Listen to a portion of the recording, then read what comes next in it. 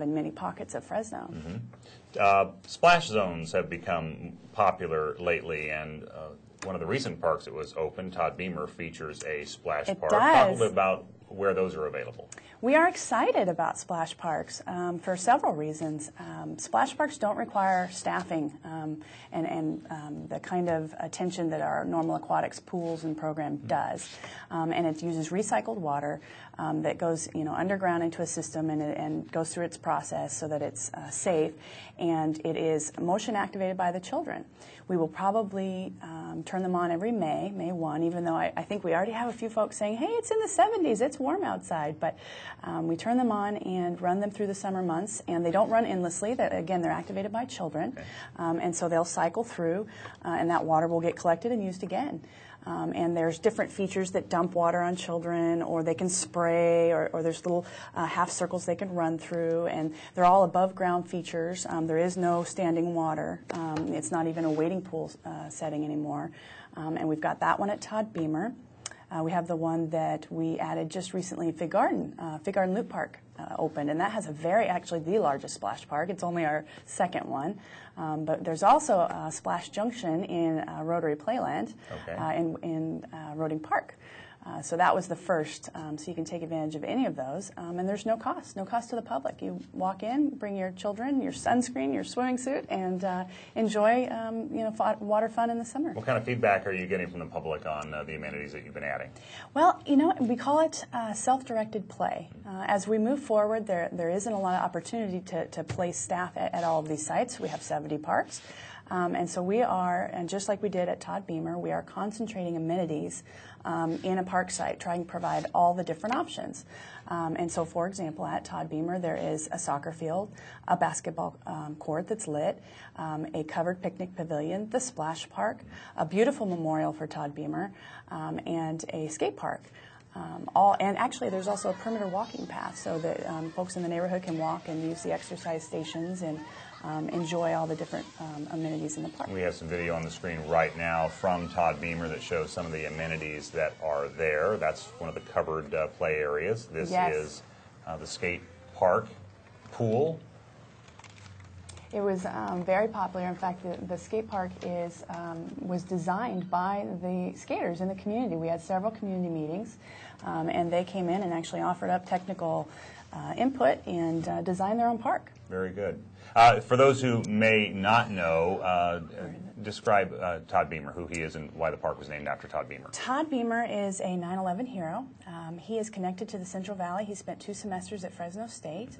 And we were fortunate several years ago, Councilmember Duncan, former councilmember, knew that it was probably well fitted to name the park after him. And when we did open the park, we were very, very lucky. We heard from his father. He called in and spoke to the community, and the children at the school across the street also got involved in the process and helped us plan. And those children understood the significance, and they were very concerned that a memorial be placed in their park for this gentleman that they had learned about. So it was a little history lesson, and his memory will live on. He was on the plane that went down in Pennsylvania on 9/11, and he is known for his "Let's Roll" statement that he and several others took over the terrorists, and that plane crashed, unfortunately, and took their lives. All right. Touching and fitting memorial and tribute to him and the other passengers on that plane. How are parks locations and amenities chosen in the city? Well, actually, you might be surprised to know that in many respects, we have land for park development long before maybe there's funding, and we have a few spots now, but as we have gone forward we have a 2025 master plan. We try to make sure that they're evenly distributed throughout the city. Obviously, the regional parks have a broader service, so Woodward Park, for example, is 300 acres. And so you won't find a whole lot of neighborhood parks in Woodward's area, District 6, because of that large amenity.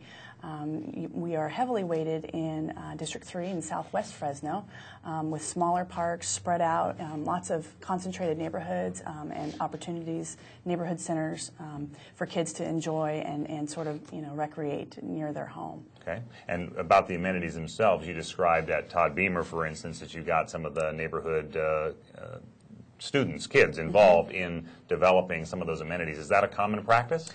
We realize that recreating is for the public. Park space is a quality of life amenity for Fresno, and so we absolutely want to know what people are interested in, certainly what the children are interested in, and if we have the opportunity to gather input, we do that from the community at every level, and we are actually going to continue that process, and hopefully whenever it can connect to a school, we will certainly include those kids, because in many respects, parks are next to schools. You combine that space. You share the school space, and you have more, and they can share the park space, and it's mutually beneficial to both residents and the schools. Okay, we only have a couple of minutes left. How can folks stay in touch with the Parks Department and keep up with what's going on and participate in that dialogue? Well, there's always opportunities to volunteer. We have computer labs, we have facilities all over the city, we have sports programs for those people that are interested in connecting with children and mentoring.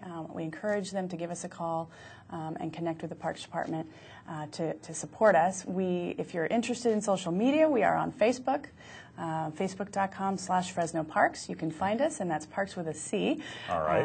And of course, you can visit the city website, Fresno.gov, and learn more about our park system. What's on the horizon in the future? Lots of things coming. We actually look to hopefully expand Eaton Plaza. And Eaton Plaza is downtown. Downtown Fresno. Right, by the water tower. By the water tower. We've done the first phase, which is an amphitheater, and that's where we've been hosting our movies in the park every summer. Right. Free parking, easy access, and it'll hold up to 1,000 people comfortably. And the plans there are to do what? It's green space now, there's an amphitheater. What are you looking to There is a master plan.